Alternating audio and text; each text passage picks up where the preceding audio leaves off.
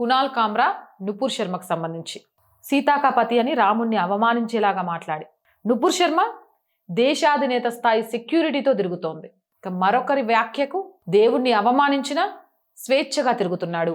కునాల్ కామ్రాకు ఎంత ఒల్లుబలుపు అంటే కనీసం రామని కూడా అనలేదు, సీతాకాపతి అన్నాడు. కనీసం మా సీత అని కూడా అనలేదు, ఎందుకంటే అతనికి అది చాలా చులకనగా కనిపించింది. ట్విట్టర్లో హంగామా జరిగింది, కొన్ని హ్యాష్ ట్యాగ్లు వచ్చాయి, కొంత ఆగ్రహం వ్యక్తమైంది. ఆ తర్వాత అంతా నిశ్శబ్దం అయిపోయింది. కునాల్ కామ్రాను ఎవ్వరూ అరెస్టు చేయలేదు, నిలబడేలా ఒక ఎఫ్ఐఆర్ కూడా నమోదు కాలేదు. అతనికి సెక్యూరిటీ కవర్ కూడా లేదు. హాయిగా ఇంటికి వెళ్ళాడు. ఆ తర్వాత వందలాది మందిని కలిశారు, ఎవరికి భయపడలేదు, జాగ్రత్తగా ఉండమని అతన్ని ఎవ్వరూ హెచ్చరించలేదు. కానీ 2002లో నుపూర్ శర్మ వేరే ఒక మతంపై ఒక వ్యాఖ్య చేసింది.